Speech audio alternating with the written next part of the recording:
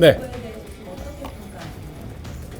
선거관리위원회를 준비하기 전에 사실 저희들이 워낙 작은 정당이고 탄핵을 찬성한다 반대한다가 아니라 탄핵이 불가피하다. 그러면 조기 대선이 이루어질 수밖에 없고 정당으로서 아무리 작은 정당이지만 대선 후보를 내지 못한다는 것은 있을 수 없는 일이다. 그래서 좀 일찍 저희들이 선거 준비를 하게 됐습니다. 당의 뜻이라기보다는 바깥에 있는 저 같은 외부 인사들이 당을 아끼는 마음으로 먼저 아이디어를 냈었고 당에서도 대선 기획단을 만드는 거에서 도와주셨습니다. 그리고 조기 대선 후보를 선출하는 과정 중에 당내에 너무 조급하다라고 얘기하시고 반대 의견을 내신 분도 있지만 작은 정당으로서는 어쩔 수 없는 피치 못할 일이었다라고 생각을 합니다. 그래서 투표를 예비 후보 경선 그다음에 본 경선 두 가지 선거를 준비를 하고 룰도 만들어 뒀었는데 단독 후보라서 할 수 없이 그냥 한 번에 후보의 가부를 묻는 그런 투표를 진행할 수밖에 없었습니다. 아쉬운 점이기도 하고 또 함께하지 못했던 다른 생각이 있었던 후보분들에게는 죄송한 마음도 있습니다. 네. 대통령 탄핵 여부가 결정되기 전에 대선 후보를 결정하기 상당히 이례적인데 네. 그 헌재가 탄핵을 기각하는 것도 아직 남아 있는데 네. 그렇게 되면은 21대 대선이 2달 뒤에 열리든 아니면 2년 뒤에 열리든 준 후보가 계속 대선 후보로 그렇지 않습니다. 예, 이거는 조기 대선이 이루어지게 된다면 이준석 의원이 후보로서 활동을 하는 것이고 만일에 헌재 판단의 대선 탄핵 소추가 기각이 된다면 정상적으로 이루어질 선거 때는 다시 후보 경선이 있을 겁니다.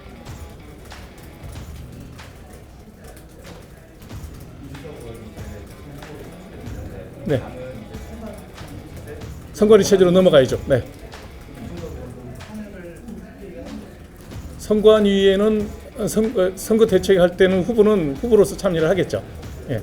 당에서는 선거대책 본부를 만들고 총괄선대본부장을 또 모셔와야 되고 총괄선대본부에서 만들어지는 대선 캠프를 차려야 되겠죠. 탄핵 여부가 결정돼서 시작해야죠. 탄핵 여부가 결정되면 바로 당은 대선 체제로 옮겨가게 될 겁니다. 개인 정당으로 비춰질까 좀 아쉬움이 있다 이렇게 말씀하셨는데요. 네. 경선 과정 중에 많은 후보들이 참여할 수 있었기를 바랐는데 시간상 촉박했고 그다음에 당선의 가능성이 떨어지기 때문에 아마 참여하지 않았지 않느냐라는 생각을 합니다. 그래서 뭐 여러 가지 예비 경선의 룰도 컷오프 라인을 10%에서 7%에서 낮추고 그다음에 처음에는 원래 으뜸당원, 다른 당에서는 책임당원이라 그러기도 하고 권리당원이라고도 하죠. 당비를 낸 당원들에게만 투표권을 주자 그랬는데 그것도 저희들이 이제 일반 당원, 그러니까 당에 당적을 둔 모든 분들한테는 투표권을 똑같이 나누자 그래서 그렇게 하고 뭐 여러 가지 문호 개방을 했음에도 불구하고 기간이 촉박하고 해서 단독 출마가 된 거에 대해서는 개인 정당, 1인 정당으로 비춰질 수 있는 그런 요인들도 있겠다, 아쉽다라는 느낌은 선거를 준비하는 입장에서는 좀 있었죠. 이재명 대표의 국부 주제가 되게 강화되고 있는데 네. 그래서 이런 선택이 당연히 묻지도 어려운 상황이고 허나 대표님하고 갈등도 있고 그래서 여러 가지 좀 어려운 상황인 것 같은데 원래 허나 대표님하고 화해 갈등을 해야 되는 거예요? 그게 마치 이준석 의원이 갖고 있는 그 외부에 비치는 정치적인 역량의 한계가 아닌가라는 생각 저도 안타까움으로 봤습니다. 허나 대표도 개인적으로 제가 친분이 있고 잘 알고 있지만 어떤 이유로 그 내분이 벌어지게 된지는 저는 이제 내용은 잘 모르죠. 예, 정치 현황에 내가 직접 개입하고 있지 않기 때문에 그래서 아마 대선을 치르게 되는 과정 중에 다 이제 대선 후보는 본인의 모든 것에 그 역량을 총발휘해서 안고 가고 품고 가고 같이 가야 되는 모습을 기대하고 있습니다. 그래야 되고 또 그렇게 해야만 같은 사람들끼리 한 당에 모였던 사람들이 같이 갈 수 있는 그런 노력은 당연히 이준석 후보가 해야 되겠죠. 네. 가능하리라고 봅니다.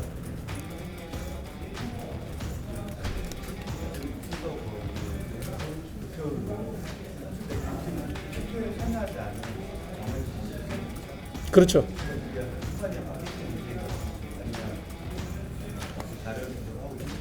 이제 책임 당원, 우리는 어떤 당원이라는데 당비를 내시지 않은 분들이 절반이고 전체 7만 7천 명 중에 한 2만 5천 명이 어떤 당원이고 나머지 5만 명 가까이가 일반 당원인데 이제 이번 가부 투표는 모든 당원들에게 물었기 때문에 한 표를 물어봤기 때문에 50% 참여율이면 아마 어떤 당원에는 윤석 후보를 지지하는 분들이 많았겠죠, 당원 내에서. 그렇긴 하지만 일반 당원도 50% 가까이 지지를 보내줬다는 것에 대해서 고맙게 생각하고요. 다만 여기서 이제 표의 의미라는 것은 후보가 된 사람이 해석을 해야 되겠지만 선거 관리를 했던 그 책임자로서 느끼면 뭐냐면 48%의 적극적이지 않은 당원도 있었다. 당연히 될 거라고 생각하고 투표를 하지 않은 분도 있겠지만 이거는 나는 적극적으로 지지할 수 없다고 하는 부정적 의미의 기권자도 있었을 거라고 저는 분명히 생각합니다. 그 이 48%의 의미를 이준석 후보는 냉정하게 받아들이고 본인이 그런 분들을 더 설득하고 다음에 일반 국민들이나 유권자분들에게도 본인이 갖고 있는 정치적 역량과 그게 부족하다고 생각되는 부분들을 잘 채울 수 있는 조력자들을 많이 모시는 것이 이준석 후보가 해야 될 또 큰 책무가 아닌가라고 생각합니다. 네. 관련해서 이준석 어쨌든 입장 발표할지에 대해서 선거관리본부관리위원회에서는 전혀 그런 컨택이 없었기 때문에 근데 본인이 오늘 공식적으로 우리 선거관리위원회에서 당의 후보로 당선됐다는 것을 알려주면 통보를 보내는 걸로 그 다음에 정책 일정은 윤석 후보가 알아서 잘 하겠죠. 사실은 그런 거에 대해서는 개인적인 연락이 없습니다. 제가 마지막으로 여러분들에게 한 말씀 드리고 싶은 건 뭐냐면 저는 정치인도 아니고 또 선거에 참여할 의사도 없는 사람이고 어떤 공적에도 나서지 않을 사람이지만 대한민국의 미래에 대해서는 걱정을 굉장히 많이 하는 기득권 세력 어떤 의미에서 의사라는 게 그렇게 보이잖아요. 그런 사람이 왜 정치에 나서서 이런 일을 하느냐라는 게 궁금해할 수 있을 것 같아서 좀 말씀을 드리겠습니다. 조금 전에 먼저 있었던 민주당의 그 기자회견 내용을 보면서 보통 사람이 보통의 생각을 가진 사람들이 정치에 관심을 가질 필요가 있다는 생각을 또 하게 됩니다. 자, 지금 현재 최상목 권한대행의 대행이죠. 최상목 부총리의 그 역할에 대해서 부족하다고 생각하고 미진하다고 생각하는 사람도 있을 거예요. 그 다음에 최상목 대행에 대해서 또 힘들게 고생하고 있다고 생각하는 사람도 있을 거예요. 그런데 길지 않은 시간 안에 어떤 헌법재판소의 판결이 내려질 것이고 그 과정 중에 다음 선거는 준비가 될 거고 오늘 기각된다 그러면 윤 대통령이 다시 복귀를 하긴 하겠지만 헌정체제는 다시 정상적으로 돌아올 거예요. 길지 않은 시간입니다. 1, 2주 안에 결론이 나올 거예요. 그 시간을 못 참아서 저렇게 날선 비판을 또 하고 탄핵을 또 다시 얘기하는 걸 보면 이거는 저는 우리 정치에 대해서 너무 냉혹하다. 어려운 입장에서 우리나라가 미국에서 어떤 대접을 받고 있고 우리나라가 핵 안전 문제에 대해서 감시 대상 국가가 되고 있는 것을 2달이나 모르는 상황이 왜 벌어졌겠습니까? 거기에 대해서 일말의 책임도 느끼지 않고 일방적으로 권한 대행만 비판하고 탄핵을 또 입에 올리는 사람들을 보면 보통 사람이 일상적으로 현재 최상목 권한 대행을 보면 어떤 느낌을 가져야 될까요? 없는 힘을 가지고 최선을 다해서 노력하고 있다. 좀 부족하더라도 참고 견뎌주자. 이게 일반인의 시선이 아닌가 하는 생각이 듭니다. 이건 개혁신당하고 어떠하고 상관없어요. 제가 이 자리에 서서 할 수 있는 기회가 있으니까 말씀을 드리는 거예요. 그런 생각을 하는 사람들이 남들이 볼 때는 좌도 아니고 우도 아니고 흰색도 아니고 검은색도 아니고 회색으로 보일 겁니다. 기회에 따라서 언제든지 변한다. 이런 생각을 가질 수도 있을 거예요.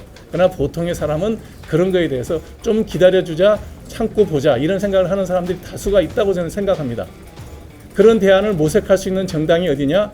저는 현재로서는 개혁신당밖에 없다고 생각하고 작은 정당이지만 제가 돕고 있는 겁니다.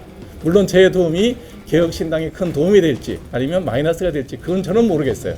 그러나 이런 생각을 하는 보통 사람들이 보통의 시선으로 어느 정도의 여유를 가지고 날선 비판보다는 품고 같이 가는 그리고 국익을 앞세울 수 있는 그런 정당의 기본 밑바탕이 개혁신당에 있다고 믿습니다. 물론 우리 당의 후보가 된 이준석 후보가 그 일을 잘 해낼 수 있으리라는 믿음도 가지고 있습니다. 그래서 제가 이런 부족한 능력을 가지고 공당의 선거관리위원회 위원장이라는 중책을 맡아서 짧지만 좋은 결과를 여러분들에게 보여드릴 수 있어서 기쁘다고 생각하고요.